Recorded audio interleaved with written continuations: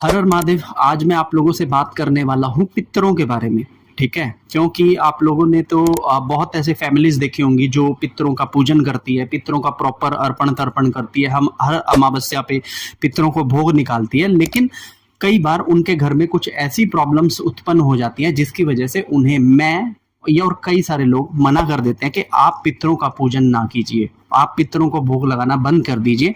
और कई सारे लोग इस बात पर ऑफेंड हो जाते हैं कि अगर हम पितरों का भोजन नहीं लगाएंगे, पितरों को भोग नहीं लगाएंगे, पितरों का पूजन नहीं करेंगे तो हमारे घर के कार्य करेगा कौन।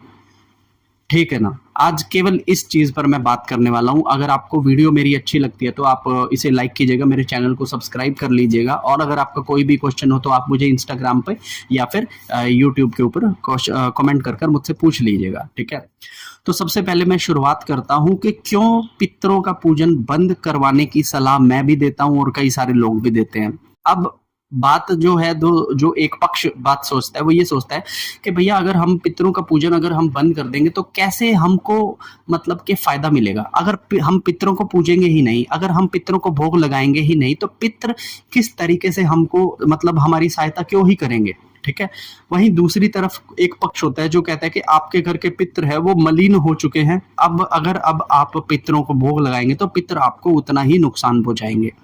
अब इन दोनों पक्षों के बीच की बात के कॉन्फ्लिक्ट्स को आज खत्म करने के लिए मैं ये वीडियो बना रहा हूं, जिसमें मैं आपको बताने वाला हूं कि पितर कितनी तरह के होते हैं, पितर और प्रेत के अंदर अंतर क्या होता है, और कब हमें पितर को पूजना चाहिए और कब हमें पितर को नहीं पूजना चाहिए। ठीक है, तो मैं शुरुआत से शुरू करता हूं कि जब किसी भी घर की फैमिली का कोई भी सदस्य जो अपने प्राणों को छोड़ देता है तो उसे 13 दिन के अंदर एक नया शरीर मिलता है। ठीक है, हमारे क्रियाक्रम पूजा पाठ जितने अधिक सटीक होंगे उतनी ही अच्छा शरीर उसको 13 दिन के अंदर मिलेगा। ठीक है, अब जो शरीर मिलने के बाद वो जो एंटिटी है, वो जो सूक्ष्म शरीर है जो उसको मिला है, आत्मा को नया सूक्ष्म शरीर जो मिला है पितरों के रूप में लगा लीजिए, वो हमारा तो पितर लगता है, लेकिन वही पितर दूसरे के घर अगर चला जाए तो वो प्रेत कहलाया जाएगा।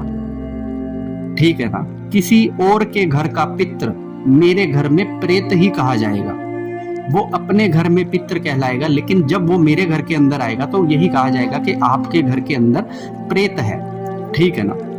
अब जितने भी ये प्रेत घूम रहे हैं, ठीक है ना, ये किसी ना किसी घर के तो पितर लगते हैं। ठीक है, तो ये सारी चीज होती है कि पितर और प्रेत के अंतर को डिफाइन करती है। ठीक है, अब ये चीज आपको पहली चीज पता लग गई, अब इसे साइड में कर दीजिए। ठीक है, दूसरी चीज, पितर कितनी तरह के होते हैं। देखिए, पितर जो होते हैं वो 3 श्रेणियों में लगभग आते हैं। पहले पितर वो होते हैं जो बहुत ही सदगति को प्राप्त करके पितर लोक की तरफ गमन करते हैं। ठीक है, ये वो लोग रहेंगे आपकी फैमिली के अंदर जो अधिक पूजा पाठ करते हैं, मंदिरों में जाते हैं, दान पुण्य जिन्होंने किया है, नाम जाप जिन्होंने किया है, हवन जिन्होंने किए हैं, ऐसा सदस्य अगर कोई आपके घर के अंदर भी होगा तो वो पितर लोक को चला जाएगा। ठीक है ना। उसके लिए अगर आप किसी तरह का रिचुअल्स अगर मिस भी कर देते हैं या फिर किसी कोई गलती भी कर देते हैं तो भी उसको गति मिलेगी ही मिलेगी, क्योंकि उसके पीछे उसके देवता का बहुत सारा पुण्य होता है। ठीक है, दूसरी तरह के पितर होते हैं जो फैमिली में हमारे लोग हैं जो घर को पाल रहे हैं, जिन्होंने अपने बच्चों को अच्छा पढ़ाया है, जिन्होंने अपने बच्चों की शादियां अच्छे से करवाई हैं, जिनकी फैमिलीज फुल सेटल हो गई हैं, ऐसे लोग जब मरते हैं, ठीक है ना, तो इनकी गति होगी या नहीं होगी ये 2 चीजों पर निर्भर करता है। पहली होती है कि इनके कर्म कैसे हैं, नंबर 1। दूसरी होती है कि इनके रिचुअल्स किए गए हैं या नहीं किए गए। मैं मैक्सिमम देखता हूं कि आजकल लोग किसी व्यक्ति की मृत्यु के बाद चौथे दिन पर ही सारी चीजें कर देते हैं, लेकिन आप मुझे बताइए कि अगर किसी बच्चे को गर्भ से चौथे महीने ही निकाल लिया जाए तो क्या वो बच्चा सर्वाइव कर पाएगा? बिल्कुल भी नहीं कर पाएगा। तो इसी वजह से जिन लोगों की 13वीं करने की बजाय चौथा कर देते हैं तो ऐसे पितरों की भी गति जो है वो नहीं होती है। ठीक है, अब यहाँ पर मान लीजिए कि कोई ऐसा व्यक्ति है जिसने पूजा पाठ मतलब नहीं किया है लेकिन अपने परिवार को अच्छे से पाला है, तो इस पितर की भी गति जो है वो कभी कभी हो जाएगी। लेकिन अगर इसके रिचुअल्स बिल्कुल भी नहीं किए गए तो कुछ समय के लिए ये जो पितर होगा ये भी धरती पर रुकेगा, आप ही के घर में रहेगा, और अगर इसको कुछ परेशानी होगी तो ये आपको परेशान करेगा। ठीक है, तीसरा जो पितर होते हैं वो हमारे होते हैं, जैसे हमारे फैमिली के अंदर कई सारी फैमिलीज में कोई ऐसा व्यक्ति जो बिना विवाह के एक्सपायर हो जाता है, मृत्यु जिसकी हो जाती है, वो चाहे लड़का हो या फिर लड़की हो, तो ऐसा व्यक्ति जब भी मरता है तो इसे हमारे यहाँ पर ऊत पितर की उपाधि देते हैं। अब कुछ लोग क्या करते हैं कि ऊत पितर को पूजना शुरू कर देते हैं, लेकिन आपको पता नहीं है कि जो ऊत पितर है, ये जो ऊत पितर है, ये अपने जीवन में कुछ आशाएं रखता था। इसके भी मन में था कि मैं शादी करूं, घर बसाऊं, नौकरियां करूं और पैसा उड़ाऊं, एंजॉय करूं, लेकिन ऐसा इसके जीवन में हुआ ही नहीं। किसी कारण से इसने अपने शरीर को त्याग दिया। तो ऐसा व्यक्ति कभी गति पाता नहीं है। और ऊत पित्तर ही सबसे ज्यादा परेशान करता है अपनी फैमिलीज को। जिसके घर में भी कोई कवारा व्यक्ति अगर चला जाता है, ठीक है ना, तो वो अपने घर के अंदर परेशान करता है, ठीक है। अब यहाँ पर मैक्सिमम लोग सलाह देते हैं कि जो भी व्यक्ति आपके घर में एक्सपायर हो गया है, एक काम कीजिए, अपने घर में उसको कोई स्थान दे दीजिए, वहां पर आप जब भी खाना बनाए तो खाने का भोग लगा दीजिए, ठीक है ना। जब भी अमावस हो तो आप उसको अंगारे पर भोग देना शुरू कर दीजिए। ऐसा करने से आपके घर में शांति रहेगी। अब जरा मेरी एक बात आप ध्यान से सुनिएगा, ठीक है। सबसे पहली चीज तो मान लीजिए आपके घर का कोई ऊत पितर चला गया है और वो बिल्कुल भी अच्छी कंडीशन के अंदर नहीं है, ठीक है। अब दूसरी तरफ आप ही के घर में एक जगह आपने बना रखी है या फिर किसी खेत के अंदर आपने जगह दे रखी है जहां पे आप पितरों का जो है पूजन करते हैं। हर अमावस्या पे जाकर, हर मतलब के त्योहार पर जाकर वहां पर भोग लगा कर आते हैं। अब वो जो ऊत पितर है ना, वो उस स्थान पर जाकर बैठ जाता है, ठीक है। अगर उसे भोग मिलता है तो वो क्या करेगा कि भोग लेने के लालच में आप लोगों के काम बनवाना शुरू करेगा, ठीक है। जिस दिन उसको भोग नहीं लगा या जिस समय पर उसको याद नहीं किया गया, तो ऐसे में आपके ऊपर वो हावी होना शुरू कर देगा। आपके दुकानदारियों को एकदम से लूज कर देगा। अगर आपकी नौकरियां चल रही होगी तो आपको नौकरी से निकलवा देगा। आपके घर में किसी ना किसी के हमेशा हॉस्पिटल्स में आना जाना लगा रहेगा। शरीर के अंदर दर्दें रहेंगी, शरीर के अंदर प्रॉब्लम्स आपको खड़ी होती रहेंगी, ठीक है ना। आपके सारे काम लड़ेंगे, आपके घर के अंदर कलेश होगा, बिना बात की लड़ाई होगी, बच्चों का ध्यान पढ़ाई में नहीं लगेगा। फिर आप किसी बाबा के पास जाएंगे, वो बोलेगा कि भैया आपको तो घर में एक ऊत पितर मुझे दिख रहा है, तो अब उस पितर को शांत करने के लिए आप खीर लगा दो या फिर आप हलवे की कढ़ाई लगा दो जिससे वो शांत हो जाए, ठीक है। अब ये सारी चीजें मतलब जो होती हैं, लेकिन अब मेरा पॉइंट ऑफ व्यू क्या है जो मैं लोगों को सजेस्ट करता हूं इस वीडियो के माध्यम से, वो सुन लीजिए, ठीक है। पहली चीज, जो आपके घर के अंदर एक्सपायर हुआ है व्यक्ति, चाहे आप उसे जानते हैं चाहे आप उसे नहीं जानते, ठीक है ना, मृत व्यक्ति का जो स्थान होता है, जो पितर हमारा लगता है, उसका स्थान है पितरलोक, ठीक है। पितरलोक से में जो पितर बैठा है, वही पितर हमको मटेरियलिस्टिक चीजें लाकर दे सकता है। हमारे घर में शादी ब्याह का जो प्रोग्राम होता है, या फिर हमारे घर में एकदम से लड़के लड़के या फिर लड़कियां लड़कियां पैदा हो रहे होते हैं, तो ये सारी चीजें हमारे पितर निर्धारित करते हैं।